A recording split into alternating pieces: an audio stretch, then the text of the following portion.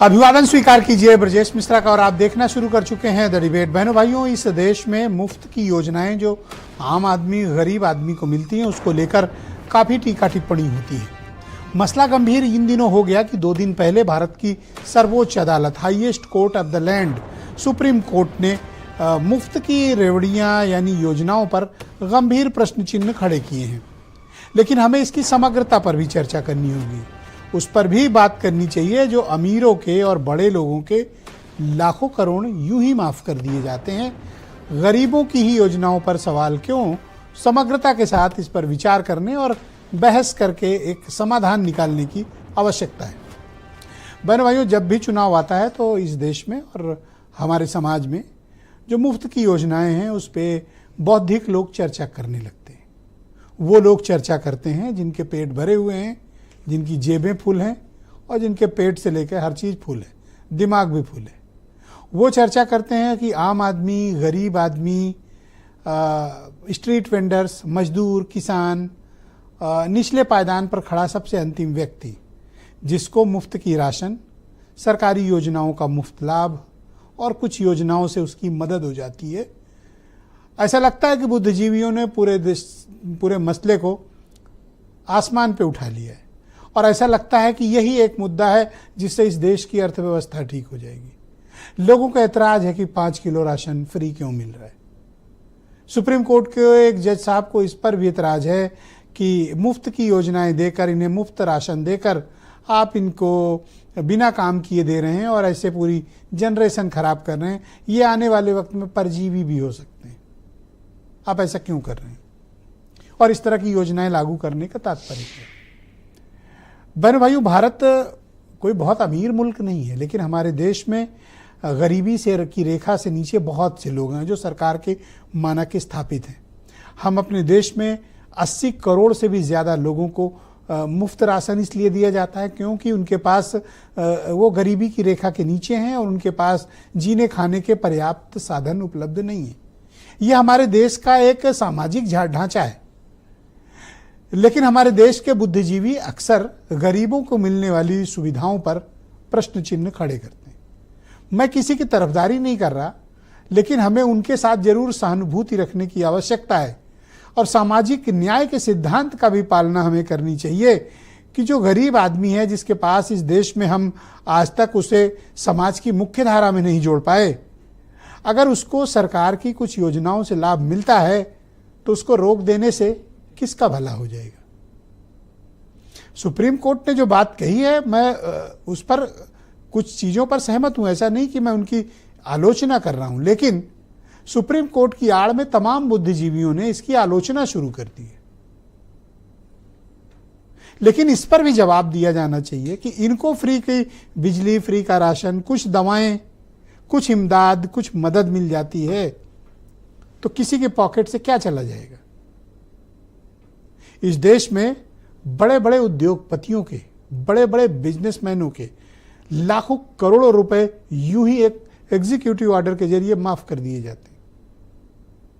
अरबों खरबों रुपए नॉन परफॉर्मेंस असेट के तौर पर लोगों का पड़ा हुआ है, उनसे आज तक रिकवरी नहीं हो पाई।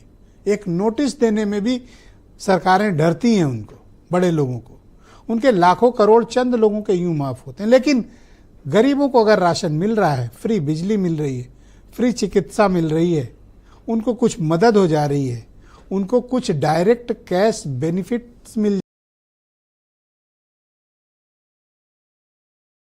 जा रहे हैं जिसमें उनको कुछ नगद पैसे, किसी को 1000, किसी को 2000, किसी को 500, इससे उनका जीवन चलता है।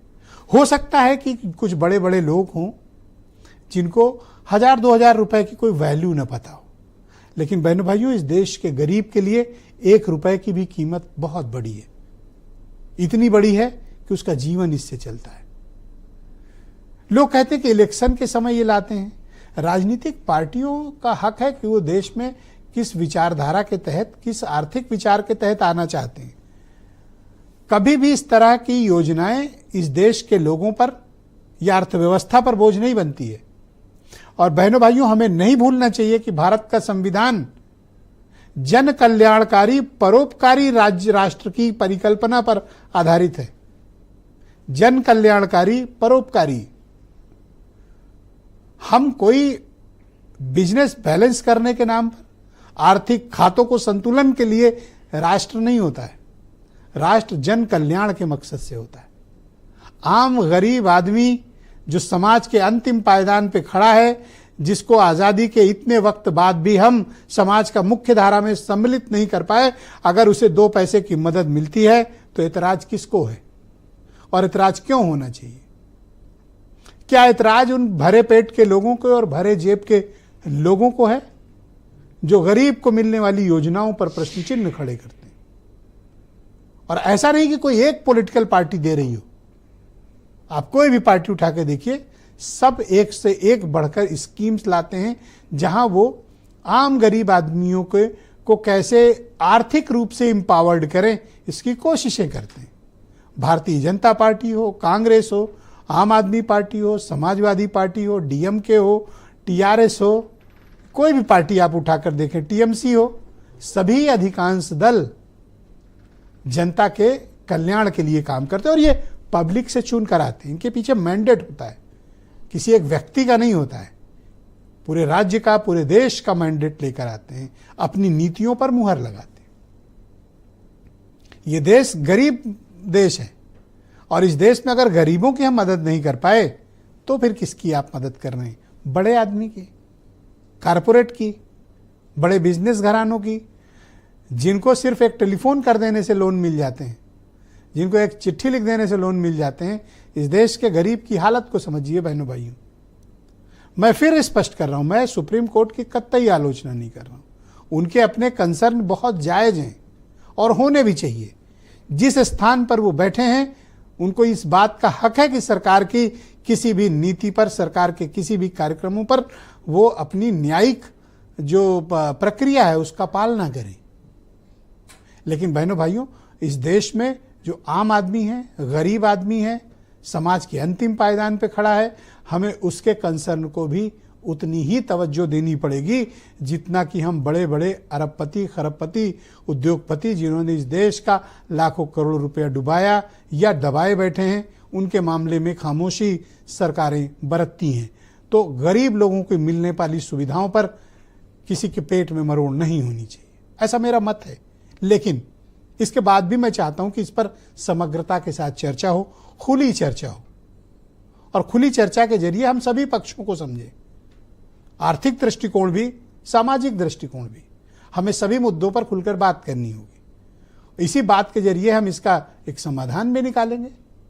पक्ष सबके उचित हैं, लेकिन हमें यह देखना होगा कि इस देश का गरीब आदमी क्या चाहता है, इस देश का आम आदमी क्या चाहता है, इस देश का किसान क्या चाहता है, इस देश का बेरोजगार क्या चाहता है, इस देश की महिलाएं क्या चाहती हैं।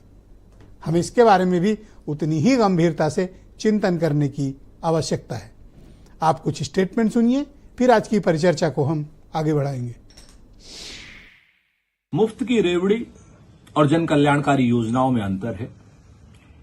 कांग्रेस पार्टी जन कल्याणकारी योजनाओं को हमेशा से रखने के पक्षधर है और जन कल्याणकारी योजनाएं हमेशा से हम लोगों ने रखी हैं। हां, भारतीय जनता पार्टी जरूर रेवड़ी कल्चर को बढ़ावा देती है। जब वो लोगों को अन्य चीजें देने की बात करती है जो वादा पूरा नहीं करती है, उसको मुफ्त रेवड़ी कहा जाएगा। उस योजनाओं का क्रियान्वयन करना जिस योजना से सरकार के गरीब तबके और लोगों को सुविधाएं मिलती हैं। इस नाते सरकार ऐसी बहुत सारी योजनाएं बनाती हैं जिसका क्रियान्वयन नीचे गरीब लोगों के बीच में होता है। हमें लगता है कि इसे फ्री की रेवड़ी नहीं कही जा सकती। हम लोगों ने जो समाजवादी पेंशन बांटी और गरीब के खाते में, हर महिला के खाते में पैसा आया। हम लोगों ने बेरोजगार लोग हैं उनको भत्ता देने का वादा किया था, उनको भत्ता दिया। ये मुफ्त की रेवड़ी में नहीं आता है। तो बहनों भाइयों, आज की इस खुली परिचर्चा के जरिए हम सभी पक्षों पर बात करेंगे और खुली बात करेंगे, निष्पक्षता से बात करेंगे। अनिला सिंह भारतीय जनता पार्टी की प्रवक्ता हैं, दीपक रंजन समाजवादी पार्टी से हैं, उमाशंकर पांडे कांग्रेस से हैं, अनिल दुबे राष्ट्रीय लोकदल हमें दिल्ली से ज्वाइन कर रहे हैं। आप सभी का शुक्रिया और धन्यवाद। अनिला जी, कार्यक्रम